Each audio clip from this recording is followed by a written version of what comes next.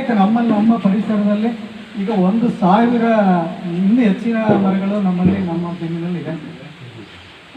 ಹಲವಾರು ಮರಗಳು ಎಲ್ಲ ಕೃಷಿಗೆ ಬೇಕಾದಂಥದ್ದು, ನಮಗೆ ಬೇಕಾದಂಥ ಮರಗಳು, ಎಲ್ಲ ಮರಗಳನ್ನು ನೋಡಿ. ನಾವು ಅರಣ್ಯಕ್ಕೆ ಒಂದ್ಸರಿ ಮರ ತರೋಕ್ಕೆ ಸಸಿಗಳು ತರಕ್ಕೆ ಹೋದಾಗ ಯಾರೊಬ್ರು ಈ ಹೊಂಗೆ ಮರನ ಬಿಸಾಡ್ಬಿಟ್ಟು, ನನಗೆ ಬೇಡಪ್ಪ, ಅವ್ರ ಹತ್ರ ಹೊಂಗೆ ಮರ ಬೇಡ ನನಗೆ.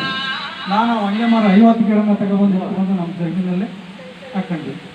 ನೋಡಿ ಇವತ್ತು ಅದೆಷ್ಟು ಸಂಪತ್ತನ್ನು ಕೊಡ್ತಾ ಇದೆ ಅಂತಂದರೆ, ಅದು ನನಗೆ ನನ್ನ ಕೃಷಿಗೆ ಅಷ್ಟೊಂದು ಸಂಪತ್ತನ್ನು ಈ ಥರ ಹಲಸು, ಹಣ್ಣಿನ ಗಿಡಗಳಲ್ಲಿ ಹಲಸು, ಮಾವು, ಸಪೋಟ ಅಂದರೆ 100 ಜಾತಿಯ ಹಣ್ಣಿನ ಗಿಡಗಳನ್ನು ಹಾಕಿದ್ದೀವಿ. ಪ್ರತಿ ವಾರ ನಾವು ಮಂಡ್ಯದಲ್ಲಿ ಆರ್ಗ್ಯಾನಿಕ್ 8 ವರ್ಷದಿಂದ ನಾವು ಆರ್ಗ್ಯಾನಿಕ್ ಸಂತೆನ ಪ್ರಾರಂಭ ಮಾಡ್ತಿದ್ದೀವಿ. ನಮ್ಮ ತೋಟಗಾರಿಕೆ ಇಲಾಖೆ ಮುಂಭಾಗದಲ್ಲಿ ಯಾರು ರೈತರು ಏನು ಬೆಳೀತಾ ಇದ್ದಾರೆ ಆರ್ಗ್ಯಾನಿಕಲ್ಲಿ ಅಂಥದ್ದನ್ನು ನೇರವಾಗಿ ತಗೊಂಡೋಗಿ ರೈತರೇ ಮಾರಾಟ ಮಾಡಿ.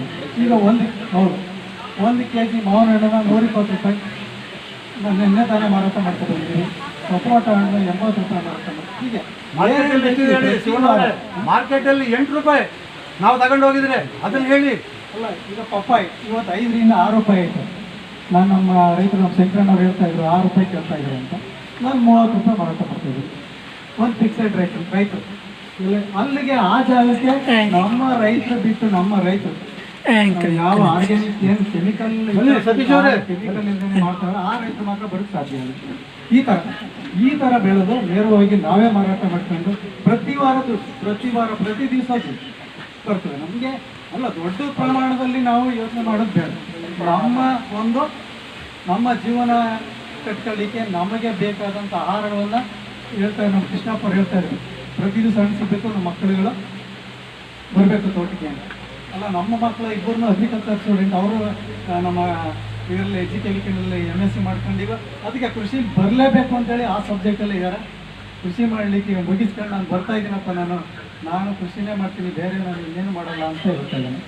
ಹಂಗಾಗಿ ಈ ಕೃಷಿ ಅನ್ನೋದು ನಮಗೆಲ್ಲರಿಗೂ ಒಂಥರ, ಏಕೆಂದರೆ ಬೇಸರವಾಗಿ ಯಾರು ಇದೊಂದು ಕಲೆ, ಕೃಷಿ ಅಂದರೆ ಕಲೆ ಥರ ಇರಬೇಕು. ಈಗ ನಾಟಕದಲ್ಲಿ ಹೆಂಗೆ ನೋಡಿ ಪಾತ್ರ ಮಾಡೋಕೆ ಹೋಗ್ತಾರೆ ನೋಡಿ, ನಾನು ಈ ಪಾತ್ರನೇ ಮಾಡಬೇಕು ಅಂತಾರೆ ನೋಡಿ, ಆ ಥರ ಇದು ಕೃಷಿನೂ ಒಂದು ಕಲೆನೇ. ಈಗ ಆ ಕಲೆ ಇದ್ದರೆ ಅವನು ಬೇಸಾಯ ಮಾಡೋಕ್ಕೆ ಯಾರು ಮಾಡ್ತಾರಪ್ಪ ಈ ವ್ಯವಸಾಯನ, ಏನು ಲಾಭ ಇದೆ ಇಲ್ಲಿ ಅಂತ ಬೇಸರ ಮಾಡ್ಕೊಂಡ್ರೆ ಕೃಷಿ ಮಾಡ್ಕೊಂಡು. ಕೃಷಿನಲ್ಲಿ ಎಲ್ಲ ಥರದ ಒಂದು ಶಕ್ತಿನೂ ಇದೆ.